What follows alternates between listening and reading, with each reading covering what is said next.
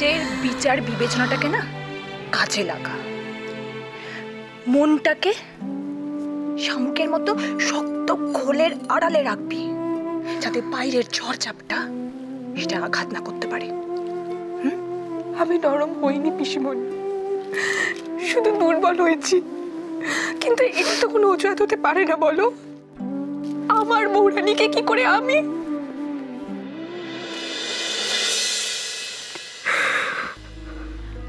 আমরা সবাই কোনো না কোনো সময় বৌরানীকে ভুল বুঝেছি, কিন্তু মানুষটাকে চেনার পর, জানার পর কি করে ভুলটা হয় বলতো? কেউ ভুল বোঝাতে আসলে তাকে এটাই বলতে হয়, তুমি ভুল করছো। মানুষটা এরকম করতেই পারে না, এরকম মানুষই না। একবার, শুধু একবার যদি প্রতিবাদটা করতিস তাহলে ব্যাপারটা এত দূর যেতই না। আর তুই বলছিস বৌরানী অরূপকে ভুল বুঝিয়েছে? কি লাভ ওর সেটা করে? হ্যাঁ, বলি তুই চট করে কি করে একটা ডিসিশন নিয়ে ফেললি বলতো? আগু পিছু কিচ্ছু ভাবলি না? জীবনটা না একটা যুদ্ধ, যুদ্ধ বললেও কম বলা হবে, একটা মহাযুদ্ধ। সেখানে যদি একটু নরম হয়েছিস কিংবা কাউকে একচুল জায়গা ছেড়েছিস তাহলে তুই শেষ।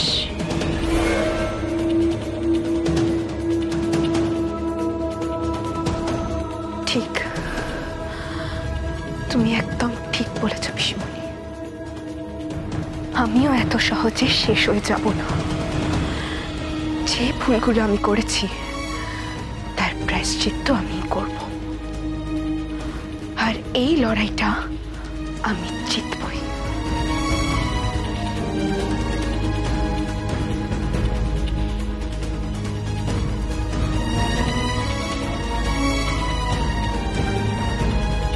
অরূপ আমার উপর বিশ্বাস হারিয়েছে, ওর বিশ্বাস, ভালোবাসা সব ফিরে পেতে হবে আমার। আমি অরূপ, বৌরানী দুজনের সাথেই অন্যায় করেছি। যা কিছু আমি হারিয়েছি তার দায় শুধুমাত্র আমার, বৌরানীর কোনো দোষ নেই এখানে। কনক, কনক সত্যি করে বলো না মাইরে, ফোনটা কোথায় রেখেছো? আরে বলবে তো।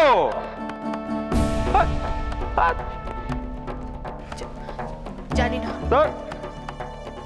দেবু, তোত লাগছে যখন ফোন ওর কাছেই আছে। ওই ফোন নিয়ে তোর কি কাজ? বুঝতে পারছো না? হ্যাঁ, পেয়ারের লোককে ফোন করবে, সে আবার পুলিশে খবর দেবে। মিটমিটে শয়তান একটা। আরে বাবা, পিসি বলতো, তোমার মনে নেই? ভালো মানুষের মতো মুখ করে থাকলে কি হবে? দে না দু চার খা, দেখবি তোর ফোনের হদিশ অমনি পেয়ে যাবি। দে।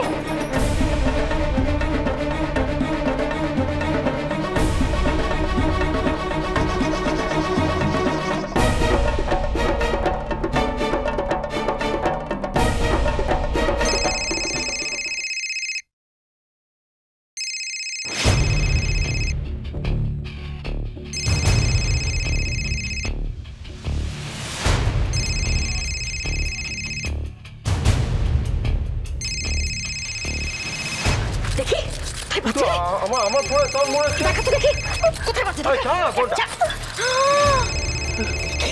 এই তো কি সাহস, মিথ্যে কথা বলছিল। এই নাম্বারটা কার? কার নাম্বার এটা? হ্যাঁ, কাকে ফোন করেছিলি বল? আরে নাম্বারটা কার বলবে তো? সাতুকির নাম্বার। হ্যাঁ, ফোন করেছিস তুই? তোমার বর ফোন করেছিল না? হ্যাঁ, বল ফোন করেছিল। চুপ করেছিল।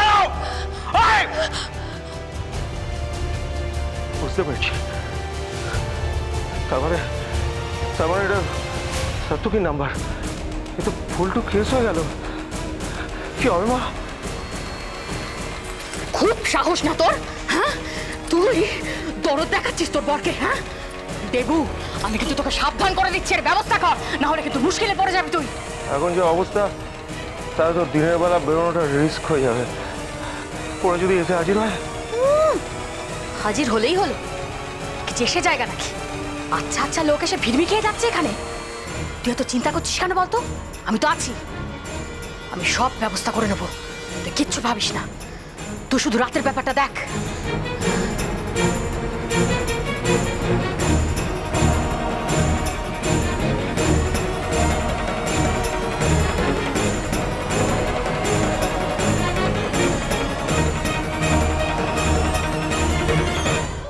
মনের জোর রাখতেই হবে।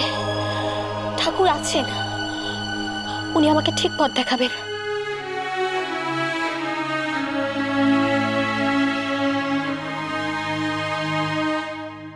কি হলো, ফোন ধরছে না? না, রিং হয়ে যাচ্ছে। Pick up the phone, pick up the phone. কেউ তো ফোনটা ধরো। সাত্তকী দুটো জিনিস হতে পারে। এক, দেবু নিজের কোনো প্রয়োজনে ফোনটা করেছিল, তাহলে ফোনটা রিসিভ করছে না কেন? সেই জন্যই তোমার সন্দেহ হচ্ছে। আবার ফোনটা অন্য কেউ করতে পারে।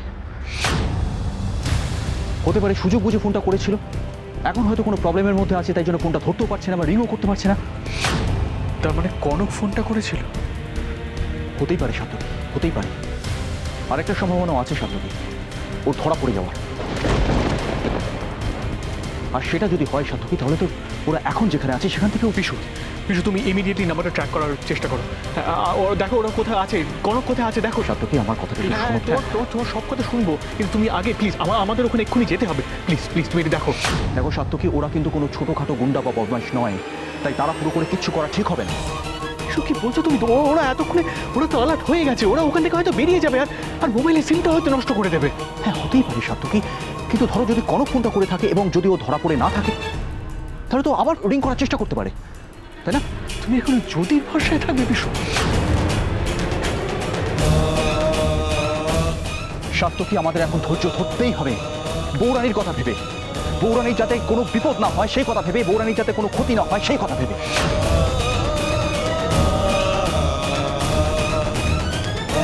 সাত্তকী, তুমি তো ঠান্ডা মাথার ছেলে। আমাদের যা করতে হবে মাথা ঠান্ডা রেখে করতে হবে, কারণ এরা কিন্তু ডেঞ্জারাস। আমাদের একটা ভুলের খেসারত কিন্তু বৌরানীকে দিতে হতে পারে। হ্যালো,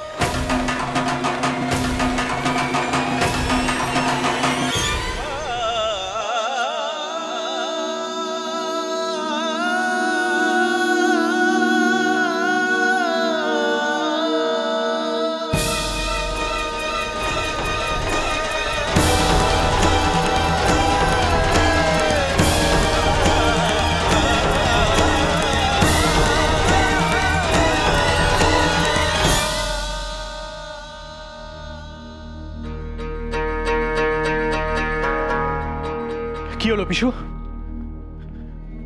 কি হয়েছে? তোমাকে এরকম দেখাচ্ছে কেন? কি ব্যাপার? কি হয়েছেটা কি বলবে তো? কোনো খবর কিছু? হ্যাঁ হ্যাঁ, একটা ইনফরমেশন আমি পেয়েছি সাত্তকী, কিন্তু সেটা শুনে আমারই তো। আরে বাবা, কি হয়েছে ক্লিয়ারলি বলবে তো? কনক ঠিক আছে? কনককে নিয়ে ওরা দেবুরা কলকাতার বাইরে যেতে পারেনি সাত্তকী। ওরা এখানেই একটা জায়গায় গা ঢাকা দিয়ে আছে, একটা রেড লাইট এরিয়ায়। হোয়াট? না সাত্তকী, আমি শুধু খবরটা পেয়েছি সাত্তকী। আমাকে এখন দেখতে হবে যে। তুমি দেখবে? এত কিছু হওয়ার পরও তুমি দেখবার জন্য ওয়েট করে থাকবে পিসু? সাত্তকী, আমি এখনই আমার ফোর্স নিয়ে গিয়ে গোটা এলাকাটা ঘিরে ফেলতে পারি, কিন্তু তাতে যেটা হবে ওরা অ্যালার্ট হয়ে যাবে সাত্তকী। সুতরাং আমাদের যা করতে হবে, তোমার যা করার তুমি তাই করো। প্ল্যান করো, সিভিল ড্রেসে যাও। আমার হাতে অত সময় নেই। তোমরা খালি সাসপেক্টেড এরিয়াগুলো বলো, আমি নিজে একাই যাচ্ছি। সাত্তকী, তোমার কি মাথা খারাপ হয়ে গেল? তাই যদি মনে হয় তাই, কিন্তু কনককে আমি কিছুতেই ওই নরকের মধ্যে থাকতে দেবো না। না সাত্তকী, না, তুমি একটা ভুল স্টেপ নিচ্ছ। প্লিজ পিসু, আমি এখন তোমার কথা শোনার মতো অবস্থায় নেই। সাত্তকী, এমনিতেই কনকের এখন যে অবস্থা, তার জন্য তুমি নিজেকে রেসপন্সিবল মনে করো। তারপর ওর যদি কোনো একটা ম্যাসিভ ক্ষতি হয়ে যায়, তার দায়টা তুমি নেবে তো? একটু টাইম দাও আমাকে সাত্তকী, একটু টাইম দাও। আগে অন্ধকারটা হোক, তারপর আমি দরকার হয় আমার ফোর্স নিয়ে গিয়ে গোটা এলাকাটা ঘিরে ফেলবো। প্লিজ। এরপরেও যে কনকের কোনো ক্ষতি হবে না তার কোনো গ্যারেন্টি আছে? কোনো গ্যারেন্টি নেই, তবে যাতে কোনো ফার্দার ক্ষতি না হয় তার জন্য এইসব কিছু করা। প্লিজ সাত্তকী, প্লিজ, তুমি আমাদের উপর একটু ভরসা রাখো। আর দেখো সাত্তকী, দেবু এবং দেবুর মা একটা ইন্টারন্যাশনাল র্যাকেটের সঙ্গে জড়িয়ে। বৌরানীকে উদ্ধার করার পাশাপাশি ওদেরকে ধরাটাও আমার কাছে জরুরি। আমি বুঝতে পারছি পিসু তোমার ব্যাপারটা, but I am sorry. Debu আর দেবুর মাকে অ্যারেস্ট করার জন্য আমি কনককে ওখানে এক সেকেন্ডও ফেলে রাখতে পারবো না, তাই আমি একাই যাবো। সাত্তকী, তুমি প্লিজ, অনেক ওয়েট করেছি, অনেক ধৈর্য ধরেছি, আর না।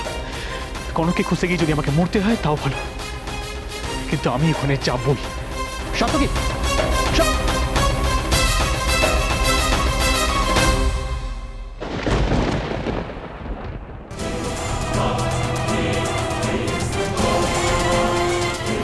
যত তাড়াতাড়ি সম্ভব হ্যান্ড ওভার করে সটকে গেলে আমাদের লাভ।